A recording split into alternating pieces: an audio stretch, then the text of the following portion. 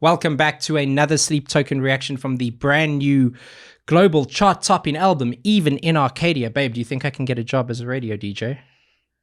With that voice? Yeah? Yeah. Yeah. God, you are beautiful. Gosh, thanks. Lucky man. Now, we're on to a track called Provider. Once again, complete blind first-time listen.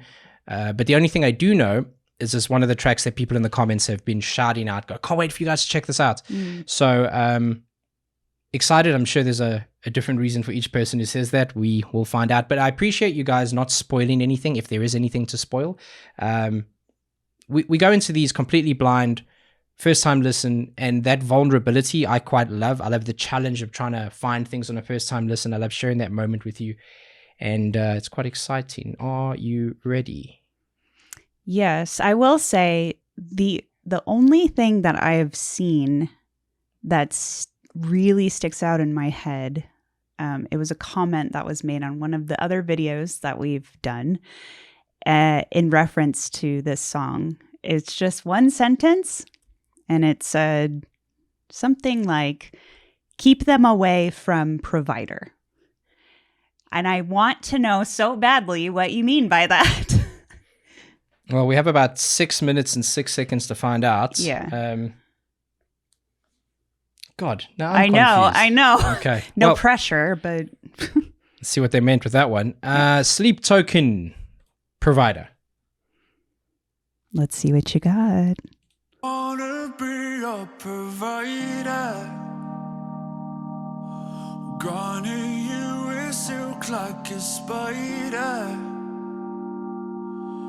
Roll or die, you bet I'm a rider. You're out of shell, you're a secret insider. I wanna be a provider. Your guiding hand, your final decider.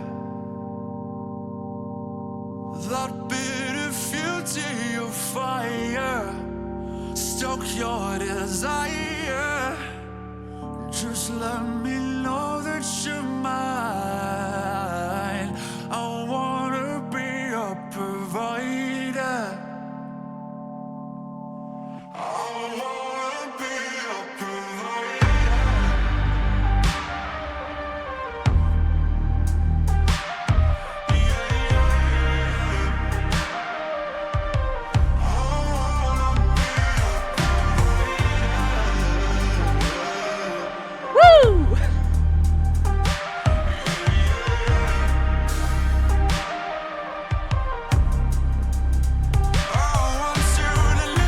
Okay. All right.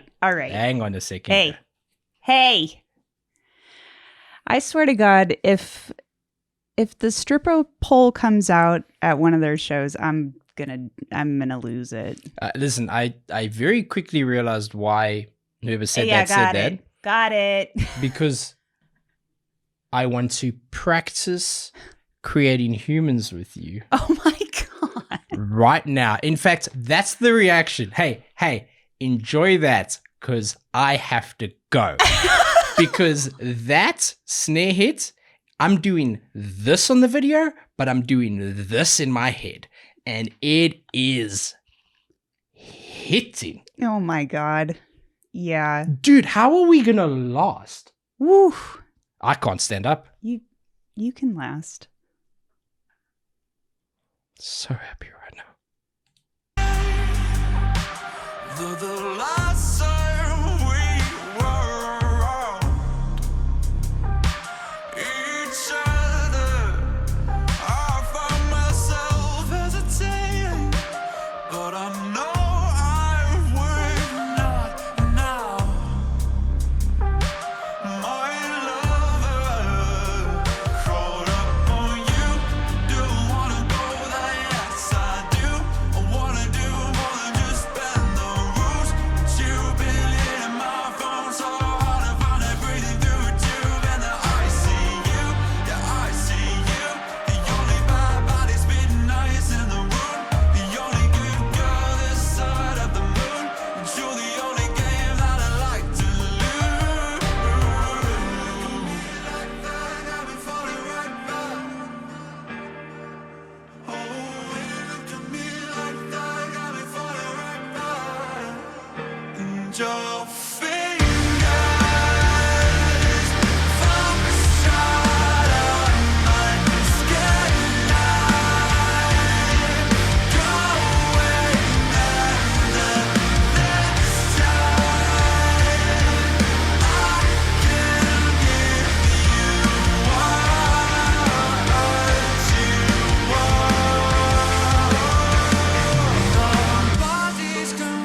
real quick. I'm trying to like speak professionally about this. One track mind. I'm a simple human being. We're men. We're simple creatures. I'll go back just a little. One little thing that I very much appreciate about Tu and his drumming is we know the capability. We know the potential. We've seen the little moments and the big ones that kind of sit us back in our chair and are just blown away by the talent. But the maturity to put the song first, to just hit that kick on that one count on each of those kind of eighth notes or whatever it is, and just understand that that's the melody. And then every so often just syncopate one of the kicks. Just throw it in the gap that sits there. It's this like understanding of melody that is about being a really mature musician and understanding the priority of the song and your instrument's place in it, instead of just making it something that's more about you. And I know that sounds like an obvious thing to say, but there are so many great bands that do succumb to that temptation. And temptation's a great word for this. Speaking of, hey Vessel, I want to see your browser history when you were writing this. Oh, stop. Huh? This is a beautiful, sexy ass track. It's good. And I was wondering if they were going to take a turn into the guitars, and they certainly did. That beginning bit, I mean, talk about duality. Sounded like we were in church. What's church? Hey, man. It's the Church of Vessel, apparently. Okay, that's actually, you know what? If that isn't a t-shirt after this, then I'm going to be fuming. Love it.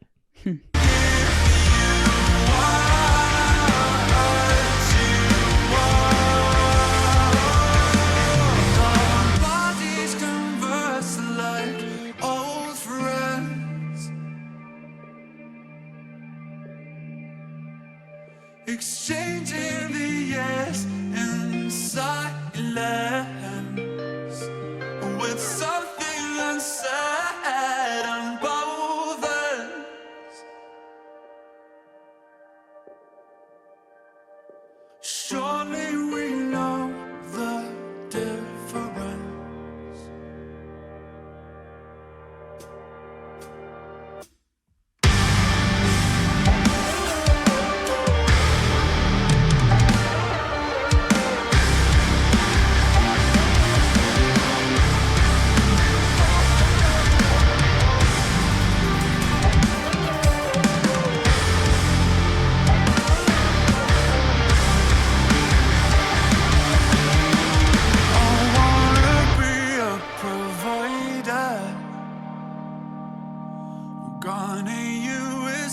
Like a spider, roll or die, you bet I'm a rider. Your outer shell, your secret inside it, and your fingers.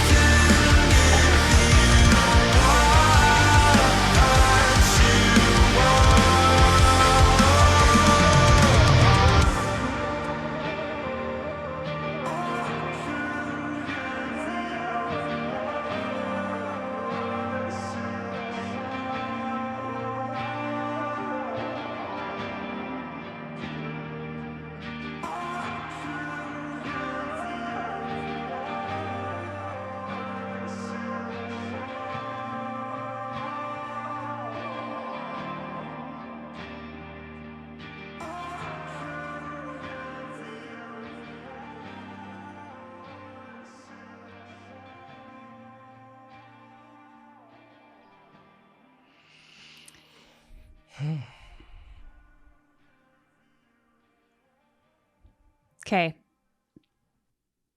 Chat. Hi, chat. Help me, because as they do often, they sprinkle in melodies from other songs. That guitar, how the three notes, it is something, and I'm too panicked right now to think of what it is. I didn't pick that up. I to be honest, I was a little bit, and I explained where my brain was going. Ironically, you were going technical and I was going like emotive on this, which is such a role reversal. It's I've got to be really careful what I say here, because I'm saying like role reversal on such a sexy track, and it's all these kind of things. But okay, I need to listen back to hear it. Do you mind if I just do that quick? Can I just go back and just hear the end of it? Nobody is gonna mind. Okay, let's go there.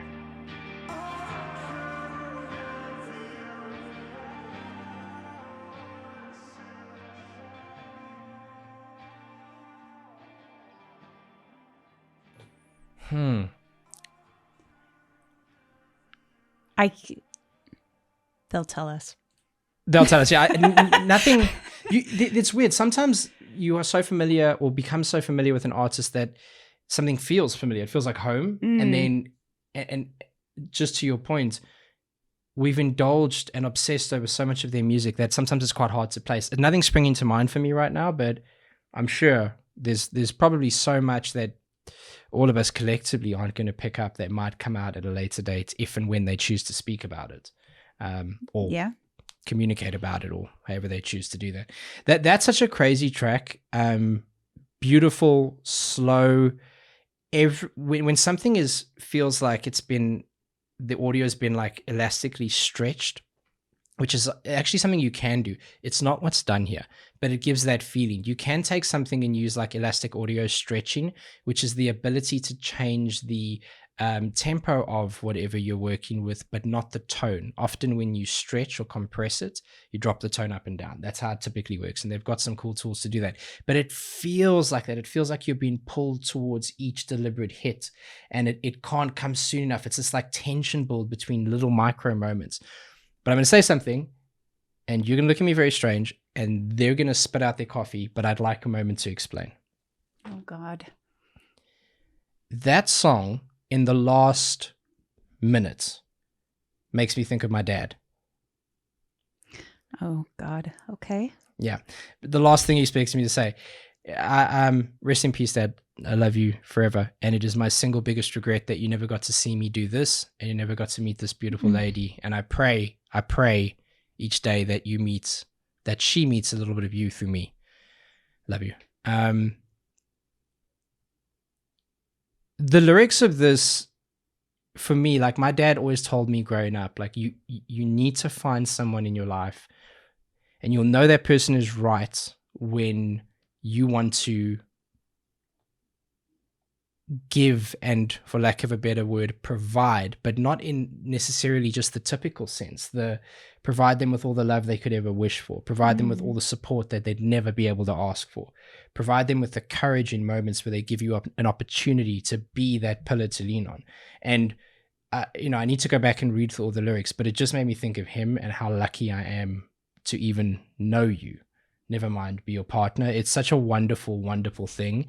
And yes, it's got that sexy feel and it's got all that stuff to it, but I think there's always layers to messaging within lyrics. I don't gravitate towards them initially, typically, but on this one I did. It's very sweet. It is like a sweet sentiment. It is. It's just a little bit of whiplash there. Yeah, I get it. However, I mean, your dad was providing for your mom. Yeah. And in certain ways, because we know this because you're here. Yeah, this is true. Thank you. Yeah. One thing I was going to say, and I kind of they're like, okay, guys, why did you go now? that direction? Yeah. One thing that I kind of want to kick myself. Right before we went into the heavier bits, I was wanting to kind of emphasize that that little run piece, that kind of is a synth piece. I liked how they had it in the beginning and they kept it away from the first initial break. And then it's kind of like knowing when to place it and when to use it, because sometimes something that is very cyclic can feel overwhelming and can be a distraction towards another melody, whether it be vocal or musical. They brought it in at the end again. So it was almost like showing you all the different pieces of a puzzle, and then they show you the final built thing at the end. And that's like a storytelling musical, I don't want to say trick, but a method of piecing music together. You show the parts and then you show the sum of, and it's a beautiful thing that kind of hits you and provides that impact, whether you know it's happening or not. Yeah.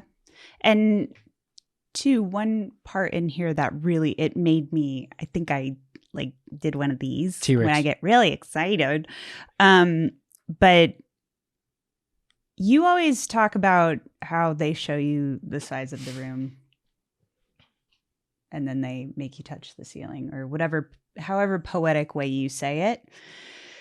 But when there's a part in here with the drums where he literally just tickles all the cymbals.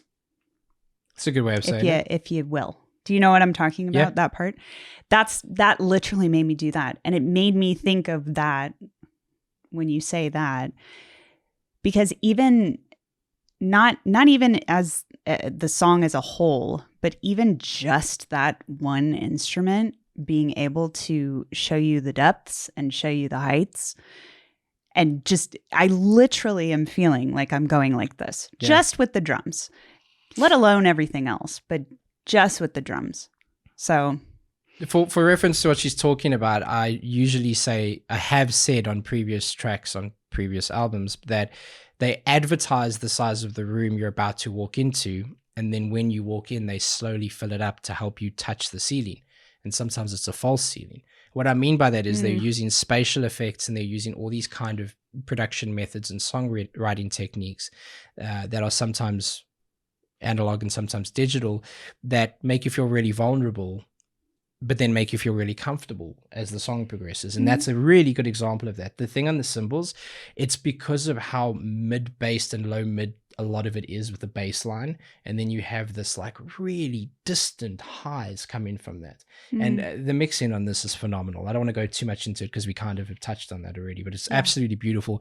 It's incredibly sexy. It has a really nice emotional connection. I think you can kind of interpret it in a number of ways, and it is a absolute lesson in songwriting.